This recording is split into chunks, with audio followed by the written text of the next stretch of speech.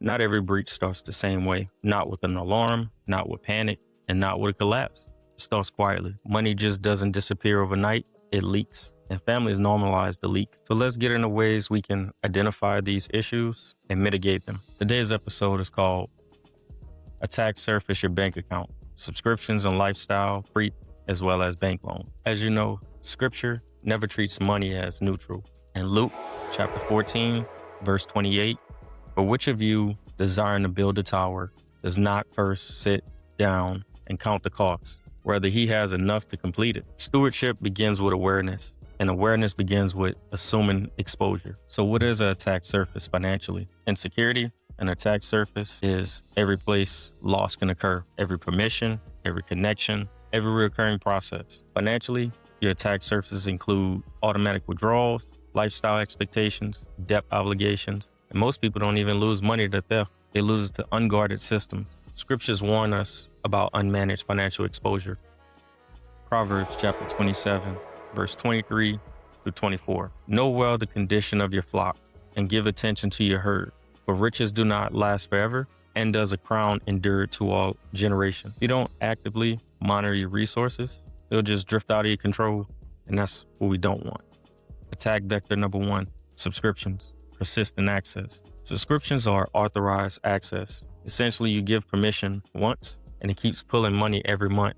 See, the danger isn't just the amount, it's the invincibility, set it and forget it type of mindset. See those background spendings? They erode margins quietly. And Scripture directly addresses this careless outflow.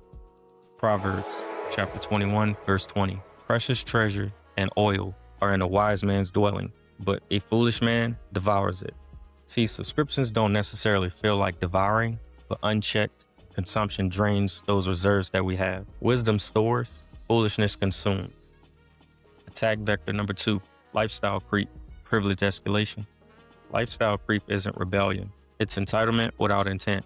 For example, you get promoted to a new position, holiday bonuses roll around, the company margins increase so the dollar trickles down to those high performers, etc. Or here's a good one, those tax returns. We're in that season right now. What do? Instead of paying off those credit cards and putting it away, some folks pay it down and run it up again. I'm a little guilty of that, but we're working on it. We have a game plan. Moving along. Instead of funding those Roth RAs, TSPs, we go take trips, upgrade those cars, and go shopping, things of that nature. And those are things we probably shouldn't do all the time. More income becomes more obligation. Comforts replace margins. Scripture cautions against chasing those upgrades. Ecclesiastes chapter 5, verse 10. He who loves money will not be satisfied with money, nor he who loveth wealth with his income. This also is vanity. Lifestyle creep convinces you just a little more will fix whatever that itch is that you're trying to scratch. But satisfaction doesn't come from upgrade. It comes from contentment and control.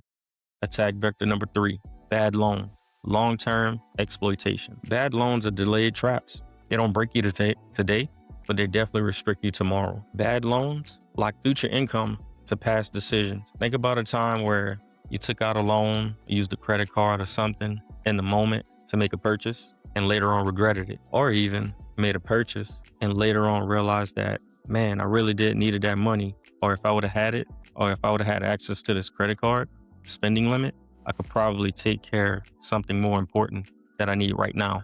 Kind of like groceries, but you just had to have the latest and greatest. Consider those high interest credit cards with those interest rates that they tell you if you consistently spend, like your Amex card, you'll rack up those points, but really your lifestyle doesn't even match up to that credit card, so you don't even reap the benefits of that card. How about predatory auto loans? Refinance it for a cheaper car note, upgrading that car or truck to the newest model just because when the one you have works perfectly fine. Here's another one, financing depreciating asset. We don't think about it, but we go for that new cell phone, new purse, car parts, upgrade from the Toyota Camry, Ford Fusion to the luxury car, etc. Essentially borrowing without a clear payoff plan other than I make the money right now, so it's not a problem. To be honest with you, the danger isn't just the interest rate.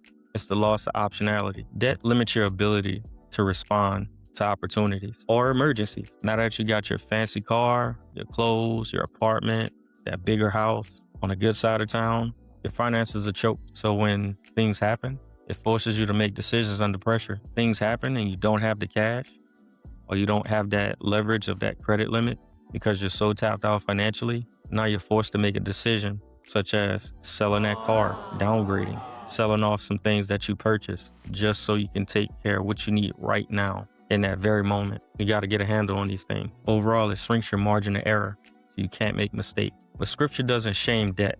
It warns against reckless obligations. There's some things we just don't need to be obligated to. Proverbs chapter 6, verse 1 through 2. My son, if you have put up security for your neighbor, have given you your pledge for a stranger, if you're snared in the words of your mouth, caught in the words of your mouth. This is about commitment made too quickly, impulsiveness. Obligations entered without counting long-term costs puts us in bad position, and then we're compromised.